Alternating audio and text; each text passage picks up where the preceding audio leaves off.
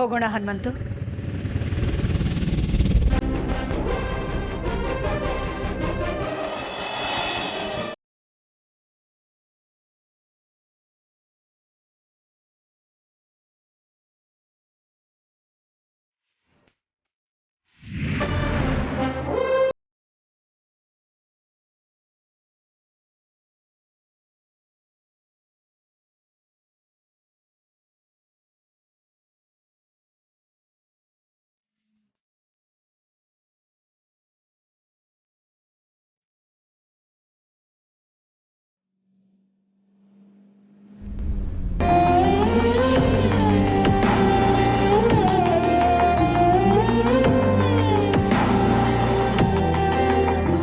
ಹನುಮಂತು, ಯಾವುದಾದ್ರೂ ಹಾಡು ಹಾಕು.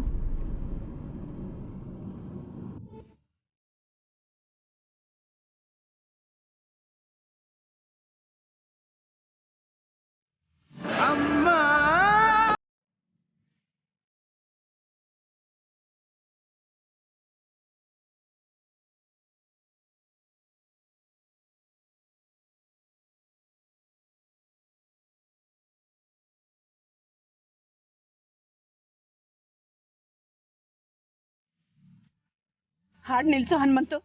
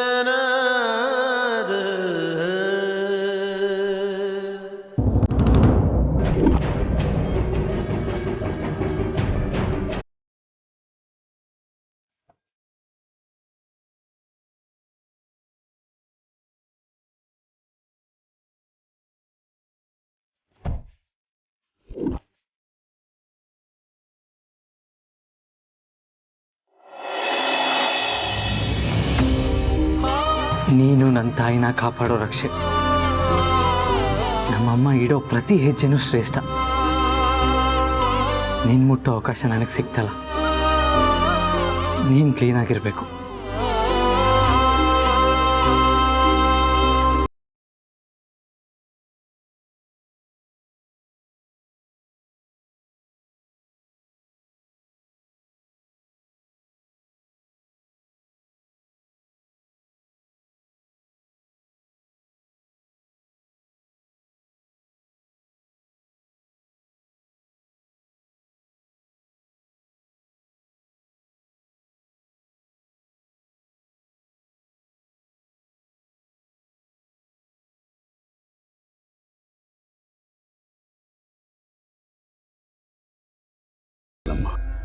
ತಾವು ಧ್ಯಾನದಲ್ಲಿದ್ದೀರಿ ಅಂತ ಹೇಳಿದ್ರು.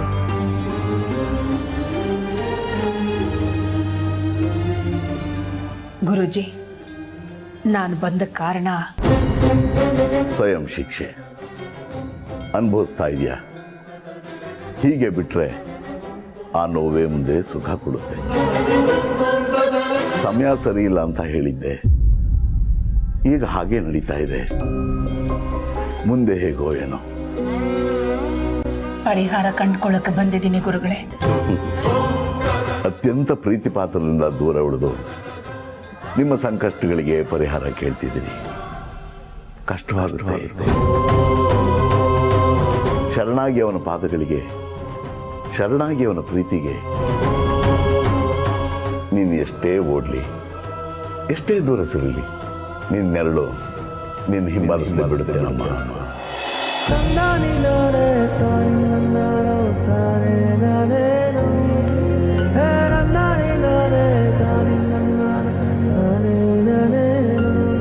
ನಿಮ್ಮನ್ನು ಕಾಪಾಡೋಕೆ ಅಂತಲೇ ನಿಮ್ಮ ಹಿಂದೆ ಇದ್ದೇ ಇರುತ್ತೆ.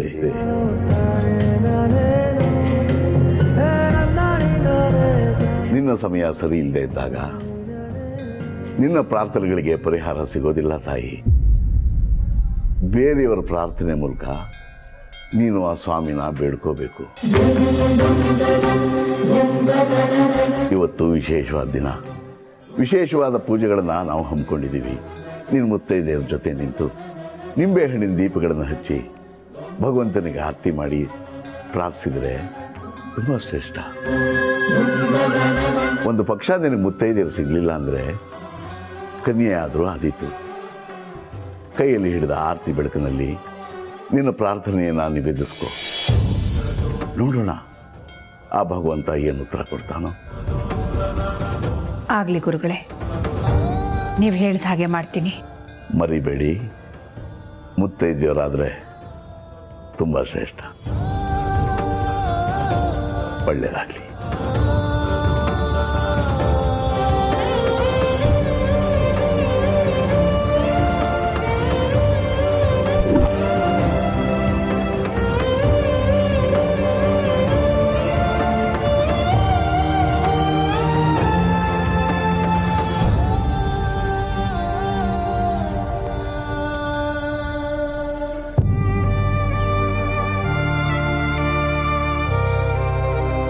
ದೇವ್ರೆ, ನಾನು ನಿನ್ನಲ್ಲಿ ಕೇಳ್ಕೊಳ್ಳೋದಿಷ್ಟೆ, ಬಾಡೋಗಿರೋ ಅಮ್ಮನ ಮುಖದಲ್ಲಿ ಆದಷ್ಟು ಬೇಗ ನಗು ಹೊರಳೋ ಹಾಗೆ ಮಾಡು.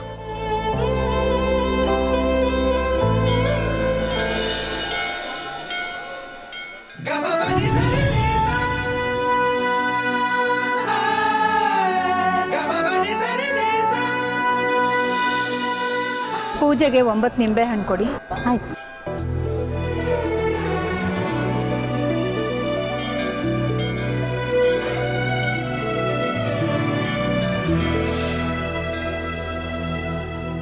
₹50 ಕೊಡಿಮ್ಮ.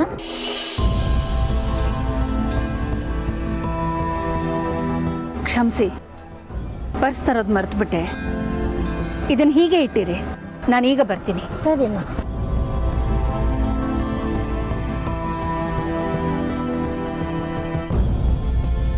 ಈ ಪರೀಕ್ಷೆಗೆ ಕೊನೆನೇ ಇಲ್ವಾ ದೇವ್ರೆ? ನಿನ್ನ ಪೂಜೆಗೆ ಬಂದರೂ ಅವಕಾಶ ಕೊಡ್ತಿಲ್ವಲ್ಲ. ಹನುಮಂತು ಕಾಲ್ ಮಾಡಿ ದುಡ್ಡು ಕೇಳ್ತೀನಿ, ಅವನ ಹತ್ರ ಇದ್ದೇ ಇರುತ್ತೆ.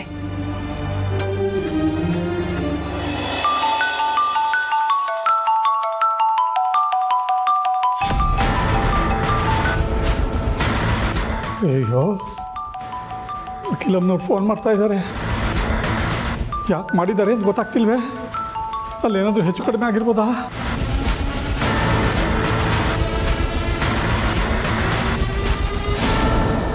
ಬಾ, ಈ ವಿಷಯ ಮೊದಲು ದೊಡ್ಡ ಯಜಮಾನ್ರಿಗೆ ಹೇಳಬೇಕು.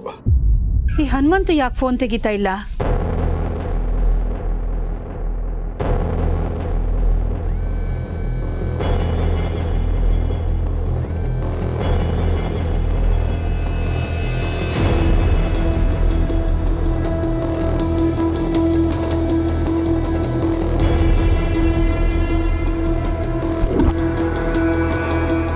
ಅಯ್ಯೋ, ದೊಡ್ಡ ಯಜಮಾನ್ರು ಯಾಕೆ ಫೋನ್ ತೆಗಿತಾ ಇಲ್ವೇ?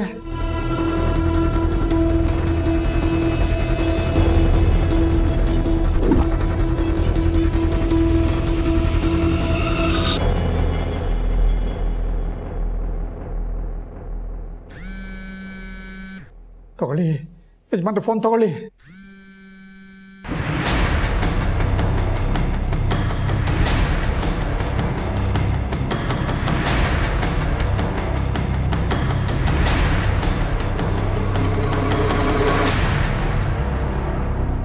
ಯಜಮಾನ್ರು ಫೋನ್ ತೆಗಿತಾ ಇಲ್ಲ.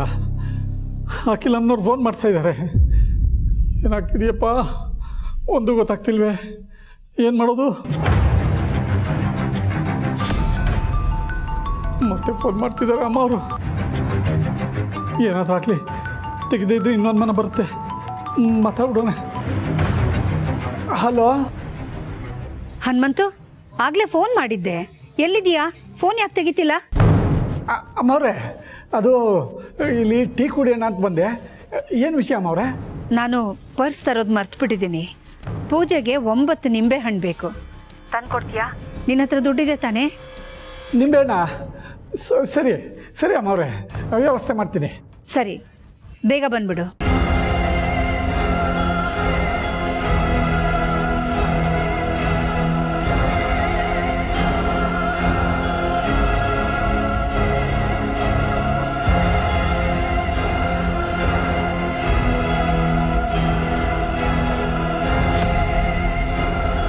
ಏನು ಸಾರ್ಥಿ ಇಷ್ಟೊಂದು ಸತಿ ಮಿಸ್ ಕಾಲ್ ಕೊಟ್ಟಿದ್ದಾರಲ್ಲ?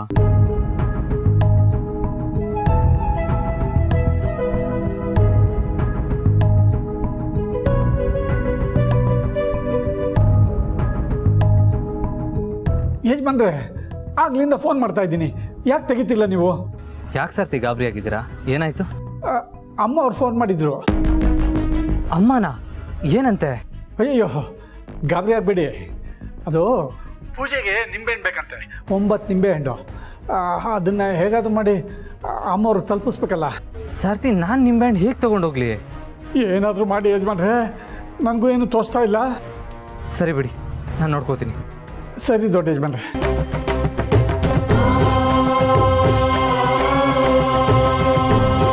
ಇವರಿಂದ ಒಂದೊಂದಲ್ಲ ಆಗೋದು.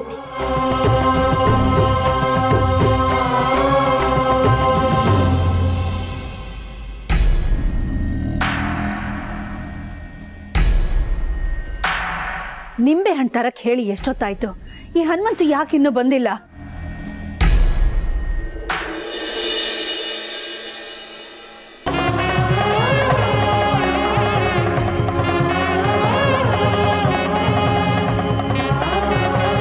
ಇವಾಗ ಮಹಾಮಂಗಳಾರತಿ ಆಗೋ ಸಮಯ. ನಿಂಬೆಹಣ್ಣಿನ ದೀಪ ಹಚ್ಚೋರೆಲ್ಲ ಹಚ್ಚಬಹುದು. ಮುತ್ತೈದೆಯರು 9 ನಿಂಬೆಹಣ್ಣು 18 ದೀಪ ಹಚ್ಚಬೇಕು. ಕನ್ಯೆಯರು 5 ನಿಂಬೆಹಣ್ಣು 10 ದೀಪ ಹಚ್ಚಬೇಕು.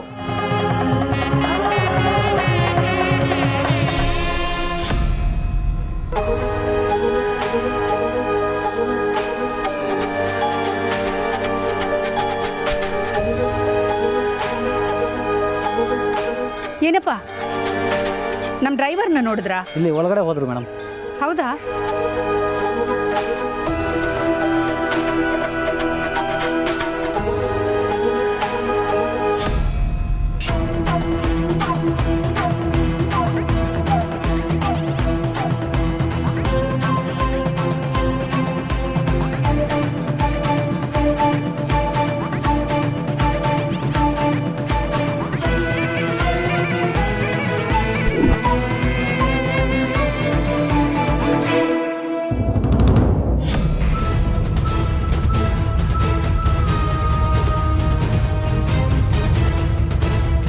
ಹನುಮಂತು,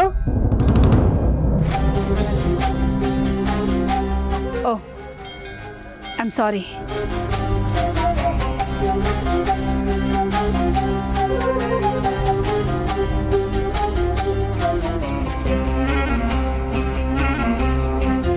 ಅಮ್ಮ, ಪೂಜೆಗೆ ನಿಂಬೆಹಣ್ಣು ಕೊಡಿ.